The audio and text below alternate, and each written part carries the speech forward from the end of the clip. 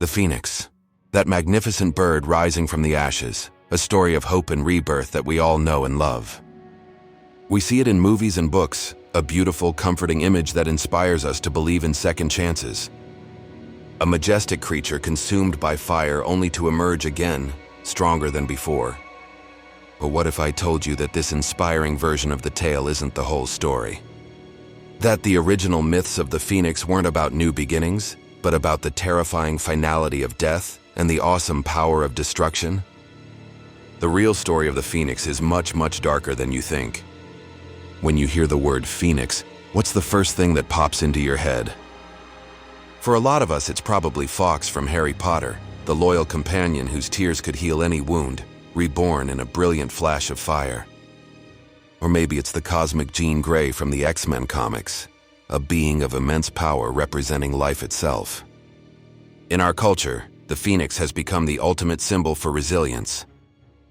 It's the perfect comeback story, a metaphor for hitting rock bottom and coming back transformed for the better.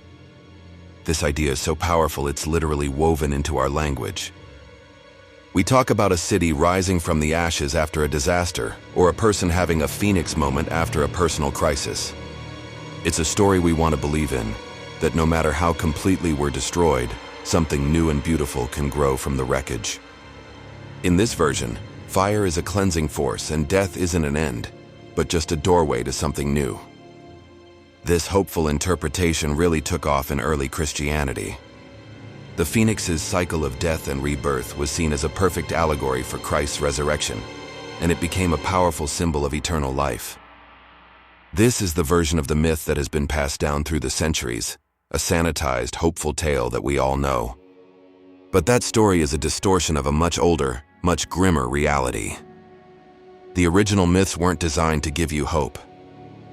They were designed to remind you of the terrifying and inescapable power of death. To find the true origin of the phoenix, we have to travel back thousands of years to the banks of the Nile, to ancient Egypt. And here we don't find a phoenix, we find a creature called the Bennu bird. The Bennu wasn't a fiery eagle, but a large gray heron, and it was a creature of huge cosmic importance. It was said to have been present at the dawn of creation, letting out the very first cry that set time itself in motion. The Bennu was deeply connected to the most powerful forces in Egyptian mythology, the sun god, Ra, and the god of the underworld, Osiris. Its daily appearance was linked to the rising sun, symbolizing Ra's journey out of the darkness of night. But for the Egyptians, this wasn't just about a new day. The sunset was a daily death, a descent into a perilous underworld. The Bennu's return with the dawn was a symbol of survival, not just simple rebirth. It represented the soul's terrifying journey through the afterlife, a path filled with judgment and the constant threat of being erased forever.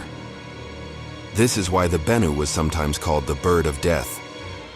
Its symbolism wasn't about a fresh start, it was all about Egyptian funerary rites.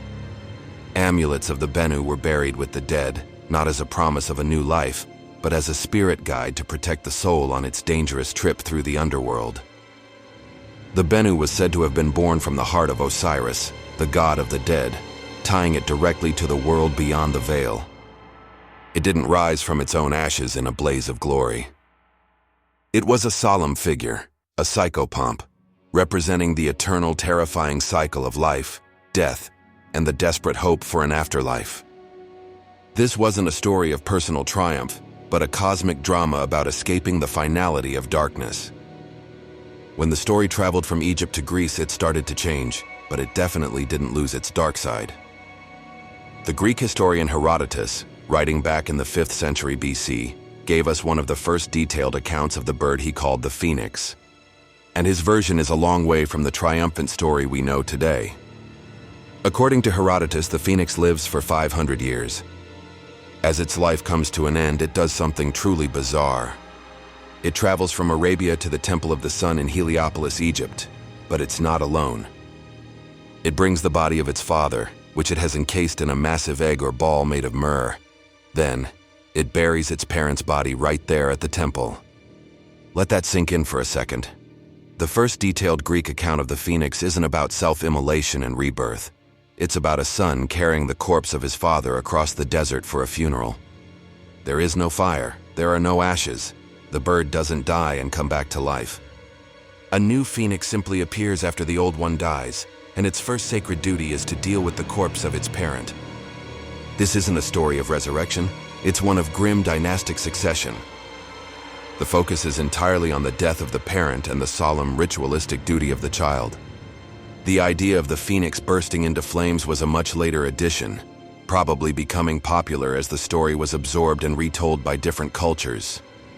But the original tale, as introduced to the Western world, was a macabre story about death, burial, and the weight of your ancestors. It speaks to a deep respect for, and maybe even fear of the dead, a theme that's a world away from our modern idea of a fresh start. The story of giant magical birds doesn't stop there. It extends even further to ancient Persia, with the legend of the Simurgh. The Simurgh is often compared to the phoenix, but it's a vastly different creature, and in some ways it's even more powerful. It's described as a benevolent being, large enough to carry an elephant with the head of a dog and the tail of a peacock. The Simurgh was a symbol of divine knowledge and eternity. It wasn't about personal rebirth. This creature was said to have lived for thousands of years, long enough to have seen the world be destroyed 3 times over. It holds the wisdom of all ages. The Simurgh nests in the tree of life, and its very presence is said to purify the land and water. While some later legends do mention the Simurgh plunging into flames after 1,100 years, its main role in Persian lore isn't a cycle of death and rebirth. It is a timeless ancient guardian, a messenger between heaven and earth. Its power isn't in being reborn, but in its immense wisdom and its ability to heal and guide humanity.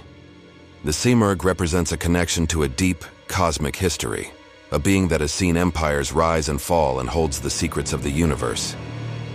This isn't a story of overcoming personal destruction. It's a story of a power so vast and ancient that our ideas of individual life and death are almost meaningless in comparison. It's a humbling, awe-inspiring myth, but it doesn't have that personal, comforting touch of the modern phoenix tale. So, the beautiful bird of hope we know today is mostly a modern fantasy. The original myths give us something much more unsettling. From Egypt, we get the Bennu, a somber guide for the dead on its terrifying journey through the underworld. From Greece, we get a creature defined by a macabre funeral rite, carrying the embalmed corpse of its father to an altar. And from Persia, a being so ancient and wise that its existence dwarfs the entire human concept of a single life. What really unites these original myths isn't hope, but awe. Awe in the face of the massive, impersonal cycles of the universe, the rising and setting of the sun, the succession of generations, and the terrifying finality of death. Fire, in these older stories, wasn't a gentle catalyst for change. It was a symbol of complete annihilation, a destructive force that had to be endured. We have reshaped the phoenix into a symbol that serves our modern need for stories of personal resilience and second chances. We've made it about us.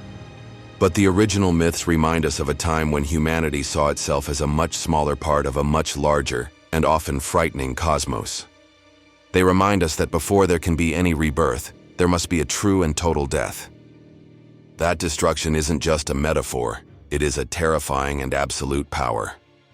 The myth of the phoenix isn't dark because of monsters or evil. It's dark because it holds a mirror up to our own mortality and the immense destructive forces of nature that we can never truly control. What other myths do you think we've sanitized for our own comfort? Let me know in the comments below.